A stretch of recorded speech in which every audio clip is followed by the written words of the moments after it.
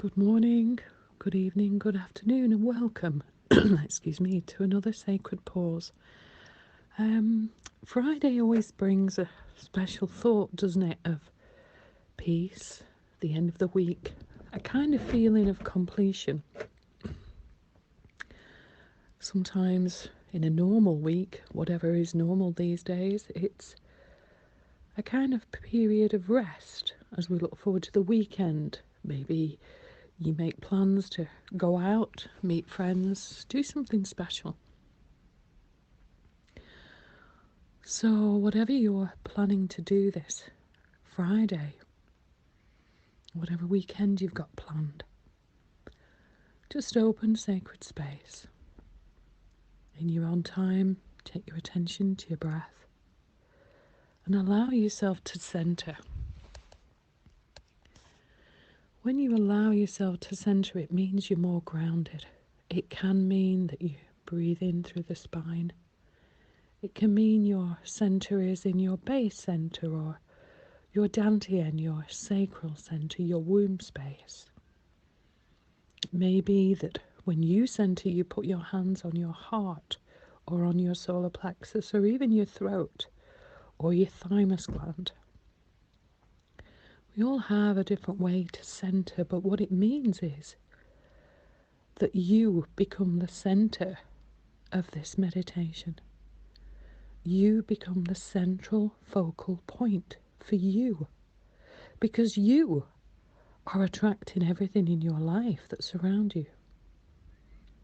And when we take personal responsibility for that, when we begin to realize what makes us tick, maybe what presses our buttons and maybe who presses our buttons, then we know what we're working with. And of course, it's the old adage, if we don't know we have a problem, then we just carrying on. So as you center yourself, what I would like you to do is imagine yourself smiling from ear to ear. Now it may be that you're already smiling from ear to ear as you begin to relax. It may be you've been doing these meditations for almost 100 days now. It may be that you're in a routine and you give yourself the time and space to do these meditations every single day. And when we realize how important our time is, when we realize how important it is to be in the moment, then our life can change. When we learn to calm the ego mind, the monkey mind, the busy mind. So allow your mind to rest as you take your attention within to your own focal point. And as you breathe, be joyful with that smile on your face from ear to ear that you can breathe, that you still have the breath of life and the capacity to expand your lungs, and just breathe and just be.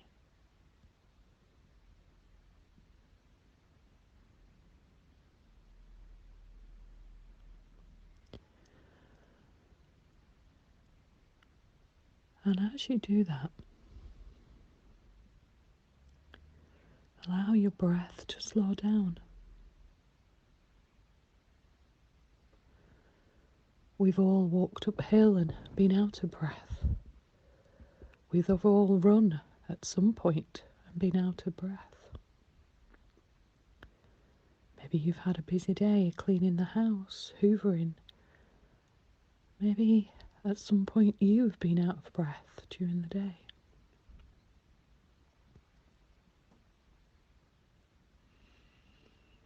Bring yourself back to your center, to your focal point, wherever that is in your body. It doesn't matter if it keeps moving. So often we're in the head and we're not in the body.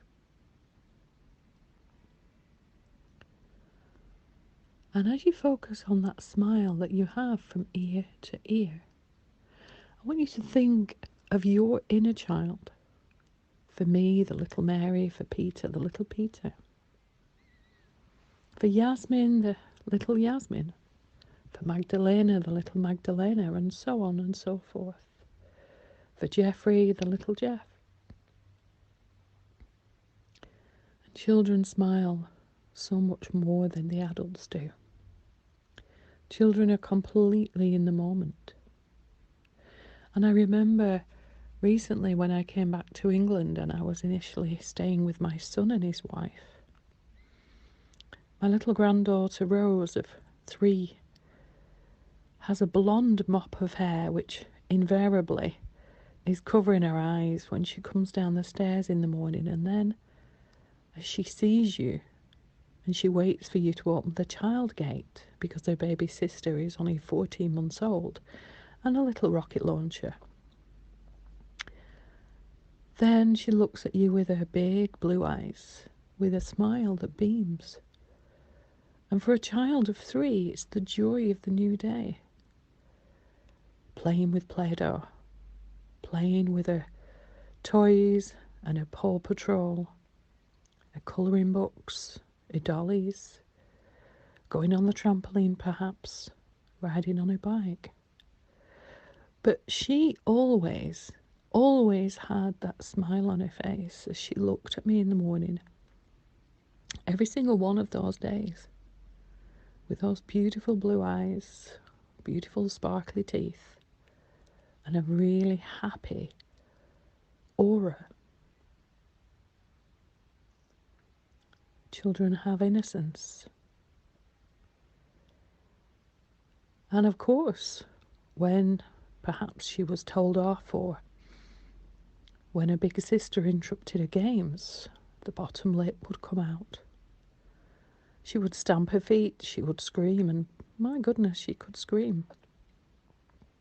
But it was short-lived if she was distracted. And how often do we allow the blame game to come between us and our soul?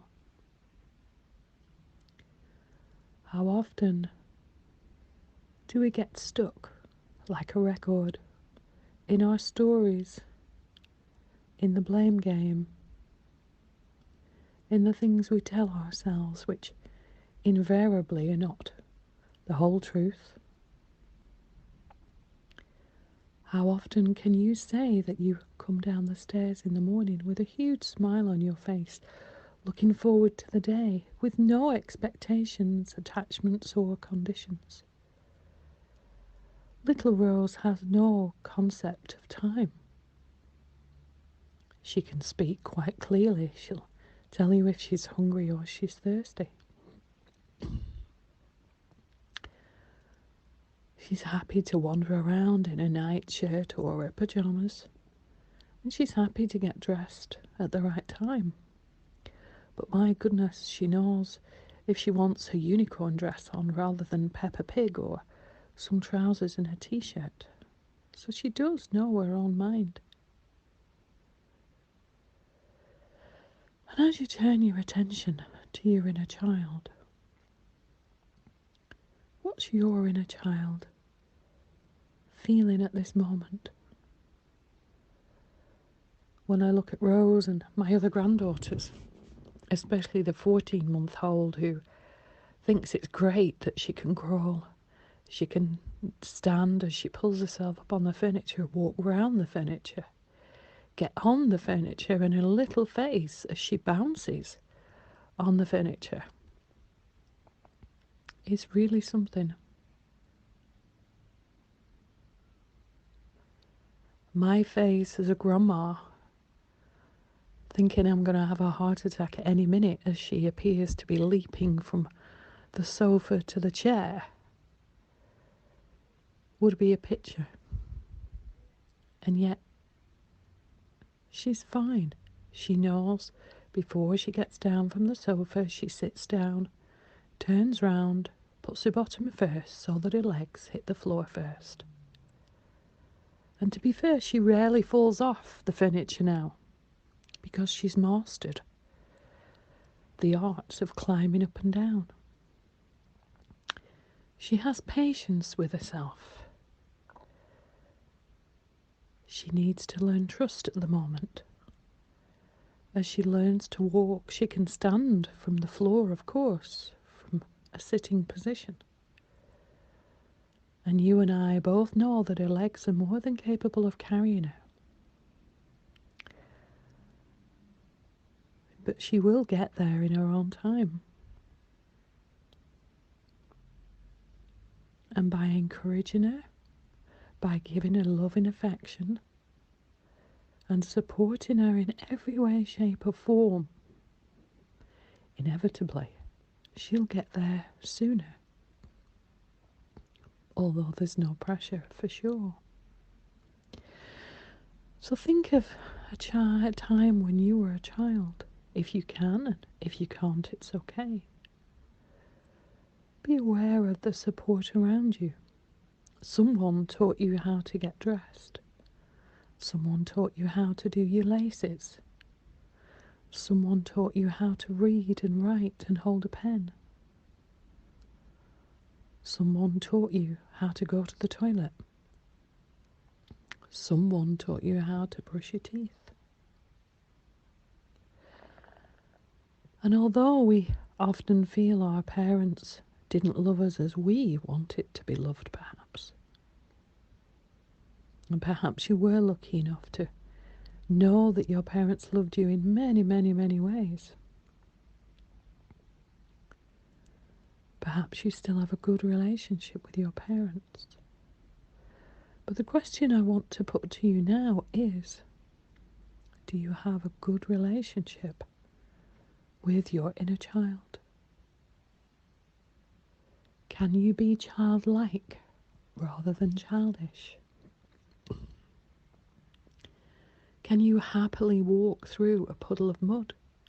Maybe splash, maybe sing, maybe laugh. Can you look up at a tree for the first time with new eyes, with innocence? Can you look at horses, sheep and cows or other animals in the field with absolute awe and wonder? Can you be amazed by the sound of the wind through the trees or through chimes?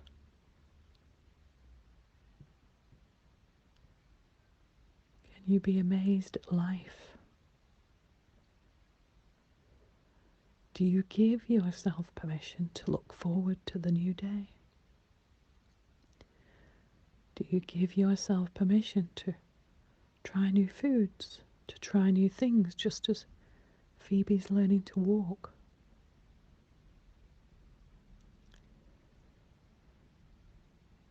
And as you take your attention to your inner child, imagine that child is within you, or perhaps sat on your knee, or perhaps both. And ask your inner child what your inner child requires of you right now.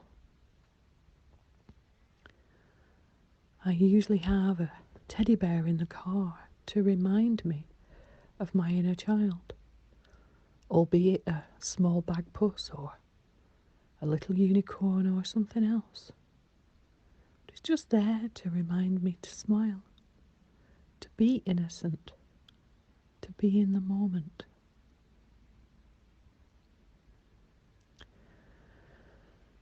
So I'm going to leave you with those thoughts.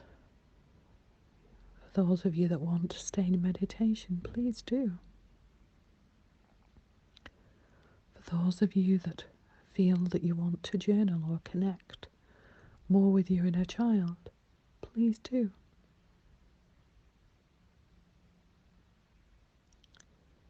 But whatever you do from this meditation, if you can, take time to watch your child, the innocence of them dancing as they listen to music, the innocence of their words, the honesty of their words, and the joy at the simplicity of life.